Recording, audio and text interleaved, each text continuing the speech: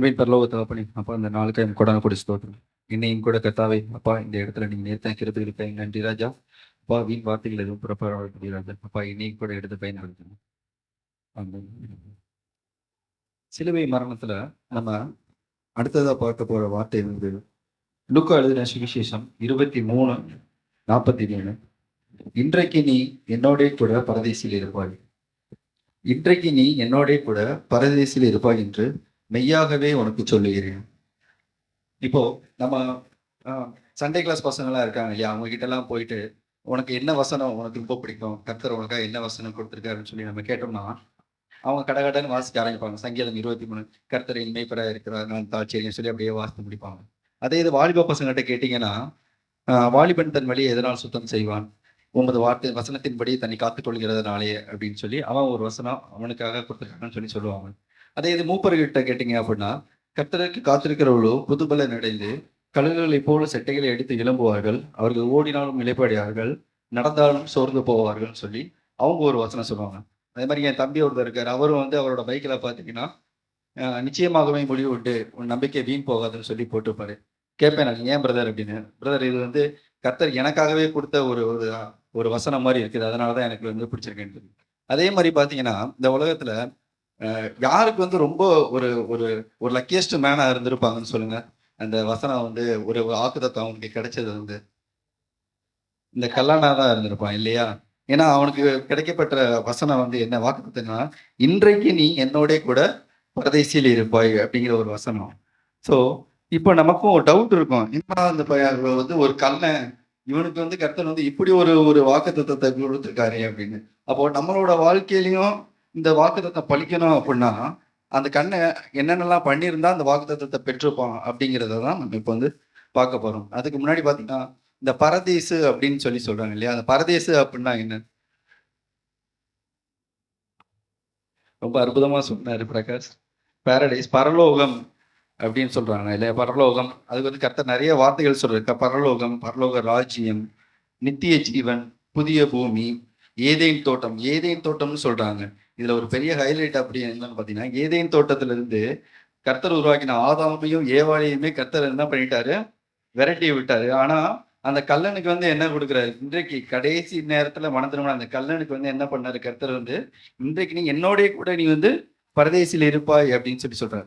ஏன் வந்து ஆதாமும் ஏவாளும் வந்து ஏதேன் தோட்டத்தை விட்டு வெளியே என்ன பண்ணாரு கர்த்தர்? அவங்க பாவம் செஞ்சு கீழ்ப்படியாம போய் அதை என்ன பண்ணாங்க, மறைச்சாங்க. ஸோ நம்ம எப்போ வந்து ஏதேன் தோட்டத்துல வந்து, அப்போ ஏதேன் தோட்டத்துல எது வந்து ரொம்ப ரொம்ப ரொம்ப ரொம்ப அவசியமா இருக்கு? பரிசுத்தம். பரிசுத்தம் வந்து ஏதேன் தோட்டத்துல, அதாவது பரதேசிக்கு போகணும் அப்படின்னா நமக்கு என்ன முக்கியம்? பரிசுத்தம் வந்து ரொம்ப ரொம்ப அவசியம். அப்ப எதுலலாம் வந்து நம்ம வந்து பரிசுத்தமா இருக்கணும்? ஆவி, ஆத்மா, சரீரம் எல்லாத்துலயுமே நான் வந்து என்னவா இருக்கணும்? ரொம்ப பரிசுத்தமா இருந்தா மட்டும்தான் நம்மளால என்ன செய்ய முடியும்? ஏதேன் தோட்டத்துல, அதாவது பரதேசிக்கு வந்து நம்ம பிரவேசிக்க முடியும். இப்போ அந்த ஒரு 4 பாயிண்ட், அந்த கல்லன் வந்து என்னென்ன பண்ணியிருந்தா, என்னென்ன பண்ணதுனால வந்து அவன் வந்து கர்த்தரிடத்துல இருந்து அந்த வாக்குத்தத்தத்தை பெற்றுக்கொண்டான்னு சொல்லி பார்க்கணும். பாயிண்ட் நம்பர் 1 வந்து தேவனுக்கு பயப்படுகிறவன். லூக்கா 23:40. மற்றவன் அவனை நோக்கி, நீ இந்த ஆக்கினைக்குட்பட்டவனா இருந்தும் தேவனுக்கு பயப்படுகிறதில்லையா? மற்றவன் அவனை நோக்கி, அதாவது அந்த சிலுவையில பாத்தீங்கன்னா ஏசு கிறிஸ்துவுக்கு ரைட் சைட்லயும் லெஃப்ட் சைட்லயும் ஒரு கல்லன், 2 கல்லன் இருக்கிறாங்க. அதுல ஒரு கல்லன் வந்து இன்னொரு கல்லனை பார்த்து சொல்றான், நீ இந்த ஆக்கினைக்கு உட்பட்டவனா இருந்தும் தேவனுக்கு பயப்படுகிறது இல்லையா? இப்ப நீ அப்போ சிலுவையில அறையிறாங்க அப்படின்னா அவங்க எவ்வளவு பெரிய வந்து குற்றங்கள் குறைகள் வந்து பண்ணியிருப்பாங்க இல்லையா? சோ இதுல 2 பேர்ல வந்து 2 பேருமே வந்து இயேசுவோட சேர்ந்து அறையப்பட்டிருக்காங்க. காலையில இருந்து நடக்கிற சம்பவங்கள் எல்லாமே வந்து பார்த்துக்கிட்டு தான் இருக்காங்க. சோ அதுல வந்து ஒரு கல்லன் வந்து பாக்குறான், அந்த ரோமார்கள் வந்து இயேசு கிறிஸ்துவ வந்து அடிக்கிறது, கட்டையை வச்சு கத்தி வச்சு குத்துறது எல்லாமே பார்க்குறோம். அப்படி இருந்தும் கர்த்தர் வந்து என்ன சொல்றாரு அப்படின்னா, பிதாவே இவர்களுக்கு மன்னியும், இவர்கள் செய்யறது இன்னதற்கு தெரியாது இருக்கிறார்கள்னு சொல்லி. அப்போ இந்த மாதிரி சம்பவங்கள்லாம் பார்த்துட்டு வாரான். பார்த்துட்டு வந்து அவன் அப்போ அப்ப தெரியுது அவனுக்கு வந்து, அப்போ இவர் வந்து ஒரு உண்மையான தேவன் அப்படின்னு சொல்லி அவனுக்கு தெரியுது. இப்போ நம்ம தான் வந்து நீ இப்படி இவ்வளவு தப்பு செஞ்சும் வந்து நீ வந்து இந்த இடத்துல வந்து கர்த்தரை வந்து என்ன பண்ணிட்டு இருக்க, அவன் வந்து என்ன கர்த்தரை வந்து நிந்திக்கிறான், கர்த்தரை வந்து கிண்டல் பண்றான், இகழ்ந்து பேசுறான். ஸோ அவருக்கு வந்து தேவனுக்கு வந்து உனக்கு பயம் இல்லையா? அவர் வந்து எப்படிப்பட்டவர் நீ பார்த்துட்டு தான் இருக்கிற. காலையிலேருந்து அவர் கூட தான் இருக்கிறோம் 2 பேரும். அவர் வந்து பார்த்துட்டு தான் இருக்கிறோம். அவர் வந்து நீ வந்து இப்படி பழிச்சு பேசாதன்னு சொல்லி, அப்போ அவனுக்குள்ள என்ன வருது அப்படின்னா, தேவ பயம் வந்து அந்த கல்லனுக்குள்ள வருது. ஸோ எப்புட்றா இவன் திடீர்னு வந்து இப்படி நல்லவனா மாறுறானே அப்படின்னு பார்த்தா, நீதிமொழிகள் 1:7 வந்து என்ன சொல்லுது அப்படின்னா, கர்த்தருக்கு பயப்படுதலே ஞானத்தின் ஆரம்பம். ஸோ அப்போ கர்த்தருக்கு பயப்படுகிற மனுஷன் வந்து எப்படி இருக்கணும் அப்படின்னா, கர்த்தருடைய கட்டளைகளுக்கு கீழ்ப்படிஞ்சவனா இருக்கணும். பாவம் செய்யக்கூடாது. நன்மையை தேடணும். தீமையிலிருந்து என்ன செய்யணும்? விலகி வாழணும். ஸோ அப்போ கர்த்தர் வந்து கர்த்தரோட பிரதேசத்துக்கு நம்ம ஃபர்ஸ்ட் போறதுக்கு நம்ம என்ன பண்ணணும் அப்படின்னா, கர்த்தருக்கு பயப்படுகிற மனுஷனா இருக்கணும். 2வது உணர்வுள்ளவன். நம்ம உணர்வுள்ளவனா இருக்கணும். லூக்கா 23:41 ஃபர்ஸ்ட் ஆஃப் மட்டும் வாசிங்க. நாமோ நியாயப்படி தண்டிக்கப்படுகிறோம், நாம் நடப்பித்தவைகளுக்கு தக்க பலன் அடைகிறோம். நாமோ நியாயப்படி தண்டிக்கப்படுகிறோம். நாம் நடப்பித்தவைகளுக்கு தக்க பலனை அடைகிறோம். அதாவது அந்த கள்ளன் என்ன சொல்றான்னா, இதுவரைக்கும் நான் செஞ்ச பாவம், எல்லாத்துக்குமே நான் செஞ்ச கொலை எல்லாத்தையும் செஞ்சு நம்ம தண்டனையை வந்து நம்ம அந்த இடத்துல அனுபவிச்சுக்கிட்டு இருக்கோம். நம்ம தப்ப வந்து அவன் என்ன பண்றான் அந்த இடத்துல வந்து உணர்றான். நானுமே சின்ன வயசுல வந்து என் வீட்டுல ஏதாவது தப்பு பண்ணேன் அப்படின்னா நம்ம என்ன பண்ணுவோம் அப்படின்னா, எங்க அம்மாலாம் என்னை திட்டுவாங்க. நான் போய் ஏதாவது கண்டுபிடிச்சிருவாங்க வீட்டுல, இவன் இவன் தான் இந்த தப்பா பண்ணியிருக்கான் அப்படின்னு சொல்லிட்டு நம்மகிட்ட வந்து கேட்பாங்க. நம்ம என்ன பண்ணுவோம்? நான் என்ன பண்ணேன் அப்படின்னா, இல்ல நான் பண்ணவே இல்லைன்னு சொல்லி ஒத்த கால்ல நான் நிக்கிறது. எங்க அம்மா திட்டுவாங்க, உணர்வு இருக்கா நாயே, கொஞ்ச நாள் நீ தான் பண்ணன்னு சொல்லி தெளிவா தெரியுது, நீ தப்பு பண்ணிட்டேல, தப்ப ஒத்துக்கோ, என்ன இதுல என்ன இருக்குன்னு சொல்லி என்னை திட்டுவாங்க. அப்போ நம்ம என்ன பண்ணணும்? நம்ம பாவங்களை என்ன பண்ணணும்? உணர்வுள்ளவனா நம்ம இருக்கணும். ஏன்னா வசனம் சொல்றது நீதிமொழிகள் 28:13 ஆல்ரெடி ஆனந்தராஜ் சொன்னாரு, தன் பாவங்களை மறைக்கிறவன் வாழ்வடைய மாட்டான், அவைகளை அறிக்கை செய்து விட்டு விடுகிறவனோ இரக்கம் பெறுவான். நாமளும் நம்ம வாழ்க்கையில எவ்வளவோ, நாமளும் சரி எவ்வளவோ மறைமுக பாவங்களை வந்து நம்ம இன்னும் பண்ணிட்டு தான் இருக்கிறோம் நம்ம. ஆனா எல்லாத்தையும் பண்ணிட்டு நம்ம என்ன சொல்லுவோம்? நமக்கு உண்டான ஆசீர்வாதங்களோ இல்ல கர்த்தர்கிட்ட இருந்து எதுவும் வரல அப்படின்னு என்ன பண்ணுவோம்? கர்த்தர் வந்து எனக்கு எதுவுமே பண்ணல அப்படின்னு. அப்போ நம்ம ஃபர்ஸ்ட் என்ன பண்ணணும்?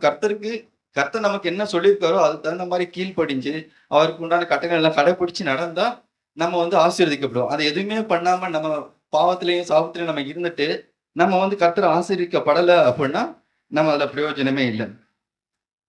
ஸோ அதனால நம்ம என்ன பண்ணணும்? நம்மளோட பாவங்களை சாபங்களை இந்த நாள்ல வந்து கர்த்தரிடத்துல அறிக்கை செஞ்சு கர்த்தருடைய இரக்கத்தை வந்து நம்ம பெற்றுக்கொள்ளணும். ஆமீன். அடுத்தது பாத்தீங்கன்னா தேவனை அறிந்திருந்தான். லூக்கா 23:41 செகண்ட் ஆஃப் மட்டும் வாசிங்க. இவரோ தகாதது ஒன்றையும் நடப்பிக்கவில்லையே என்று அவனை கடிந்து கொண்டான். அதாவது அந்த மனம் திரும்பின கள்ளன் வந்து அந்த 2வது கள்ளன் கிட்ட சொல்றான், இப்போ அவர் வந்து குறைன்னு சொல்ற மாதிரி ஒண்ணுமே பண்ணல அப்படின்னு சொல்லி இவனை திட்டுறான். அவரை போய் வந்து நீ வந்து இந்த மாதிரி வந்து படி பேசுறியே அப்படின்னு சொல்லி அந்த 2வது கல்லனை வந்து திட்டுறான். அந்த இயேசு கிறிஸ்து கூட அந்த 2 கல்லன்களுமே வந்து ஒரு ஆஃப் டே தான் இருந்திருப்பாங்க இல்லையா? காலையில இருந்து அப்படியே இயேசு கிறிஸ்து வந்து அடிச்சு கொண்டு வராங்க. வந்து பலகையில வச்சு ஆணிகள் அடிச்சு கொண்டு வந்து அது ஒரு அந்த அப்போ இவங்களுக்கு 3 பேருக்கு உண்டான கான்வர்சேஷன் வந்து பாத்தீங்கன்னா கிட்டத்தட்ட ஒரு ஆஃப் டே தான் இருந்திருக்கும். அந்த அரை நாளே வந்து இந்த கள்ளன் வந்து கர்த்தரை பத்தி அவ்வளவு தெரிஞ்சுக்கிட்டு இருந்திருக்கான்.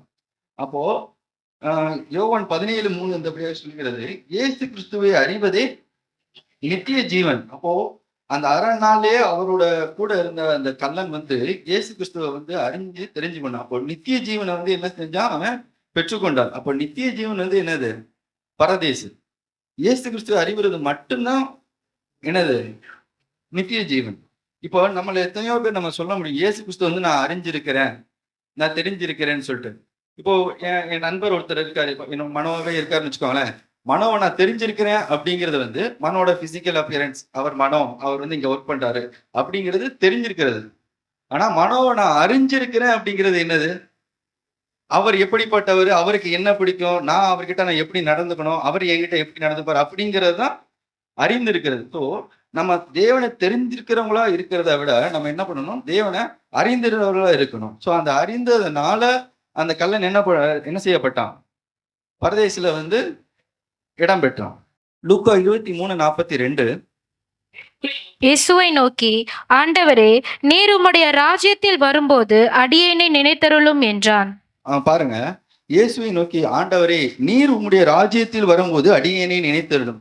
அப்போ அவன் எவ்வளவு விசுவாசமா இருந்திருக்கான். ஆல்ரெடி கர்த்தர் வந்து ஒரு தடவை வந்துட்டாரு உலகத்துக்கு, 2வது தடவை வருவார்னு சொல்லி அவன் என்ன பண்றான், விசுவாசிக்கிறான். நீர் உம்முடைய ராஜ்யத்தில் வரும்போது அடியேனை நினைத்தருளும்.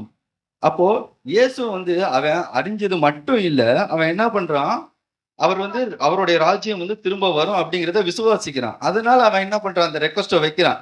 நீர் உம்முடைய ராஜ்யத்தில் வரும்போது அடியேனை நினைத்தருளும் அப்படின்னு சொல்லி. நம்மளும் சரி, இத்தனை வருஷமா வந்து நம்ம வந்து கர்த்தரை வந்து தெரிஞ்சுட்டு இருந்திருக்கோம். எத்தனை பேருக்கு வந்து நம்ம விசுவாசம் இருக்குன்னு சொல்லுங்க பார்க்கலாம். பரலோகம் நான் வந்து கண்டிப்பா போயிருவேன் அப்படிங்கிற விசுவாசம்.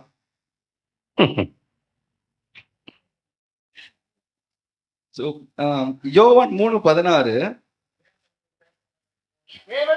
ஒரே பேரான குமாரனை விசுவாசிக்கிறவன் எவனோ அவன் கெட்டு போகாம நித்திய ஜீவனை அடைவான். இவ்வளவாய் உலக ஆமா. தேவன் தம்முடைய ஒரே பிரான குமாரனை விசுவாசிக்கிறவன் எவனோ அவன் கெட்டு போகாமல் நித்திய ஜீவனை அடையும்படிக்கு நம்ம அவரை விசுவாசிச்சா போதும். நம்மளுடைய பழைய பாவங்கள், சாபங்கள், குறைகள், குற்றங்கள் எல்லாத்தையுமே அவர் என்ன பண்ணுவாரு, மன்னிச்சு அவர் நம்மளை எங்க கூட்டு போக போறாராம், பரதேசிக்கு கூட்டு போறாரு. நித்திய ஜீவனை வந்து நித்திய ஜீவனை நமக்கு கொடுக்க போறாரு. அப்போ அந்த கல்லனை வந்து என்னென்ன பண்ணியிருக்கான் அப்படின்னா, தேவனுக்கு பயந்து உணர்வுள்ளவனாகி தேவன் வந்து யார் என்று அறிஞ்சு தேவன் என்ன செஞ்சான், விசுவாசிச்சான். விசுவாசிச்சதுனால என்ன ஆச்சு, அவனுக்கு பரதேசில வந்து அவனுக்கு இடம் பெற்றது. ஒரே ஒரு குட்டி ஸ்டோரி, அம்மா இதை ஆல்ரெடி சொல்லியிருப்பாங்க, கொஞ்சம் மாடிஃபை பண்ணிதான், வேற ஒன்றும் இல்லை. ஒரு ராஜா வந்து ஒரு ஊர்வலம் மாதிரி போறாரு. அவரோட தேர் அது வந்து ரொம்ப பிரம்மாண்டமா இருக்கு, தங்கத்துல இருக்கிற மாதிரி வச்சுக்கோங்க. ஒரு பாட்டி வந்து போயிட்டு இருக்காங்க. அவங்க வந்து சுமைய கொண்டுட்டு போய்கிட்டு இருக்காங்க. அந்த போகும்போது அந்த ராஜா வந்து அந்த பாட்டியை பாக்குறாரு. ஏன் வந்து இவர் வந்து இவங்க கஷ்டப்படுறாங்க, அவங்களுக்காக நம்ம உதவி பண்ணலாமேன்னு சொல்லி மனம் இறங்கி அந்த பாட்டிக்கு வந்து உதவி பண்ணி அவரோட ரதத்துல வந்து ஏத்திக்கிறாங்க. ஏத்தி கொஞ்சம் தூரம் போறாங்க. போய் கொஞ்சம் தூரம் திரும்பி பார்க்கும்போது என்ன பண்றாங்க, அந்த பாட்டி வந்து அந்த சுமையை வந்து தலையிலேயே வச்சுட்டு உட்காந்துருக்காங்க. ஸோ அவன் சொல்றான், அந்த ராஜா வந்து கேட்குறான், அம்மா நீங்க கஷ்டப்படக்கூடாதுன்னு நாங்களும் வந்து நான் ஏற்றி நான் உங்களை கூப்பிட்டு வரேன், நீங்க இன்னும் ஏமா வந்து அந்த சுமையை வந்து சுமந்துக்கிட்டே இருக்கிறீங்க, அதை இறக்கி வச்சிடலாமேம்மா அப்படின்னு. அவங்க வந்து இன்னும் வந்து அறியாமையே என்ன சொல்றாங்க, இல்ல இல்ல பரவாயில்ல நானே வச்சுக்கிறேன் அப்படிங்கிற மாதிரி. நம்மளும் சரி, இன்னும் அநேகர் வந்து, நானும் சரி, நிறைய பேர் என்ன பண்றோம், இன்னும் வந்து கர்த்தர் யாருன்னு அறிஞ்சிருந்தும் நம்ம வந்து இன்னும் பாவங்களை வந்து நம்ம சுமந்துக்கிட்டு தான் இருக்கோம். இந்த நாள்லயும் கூட நம்ம கர்த்தருக்காக நம்மளோட குற்றங்களை அறிக்கையிட்டு அவருடைய இரக்கத்தை பெறுவோம். கர்த்தர் தாமே இந்த வார்த்தையில் ஆமென். ஹல்லேலூயா.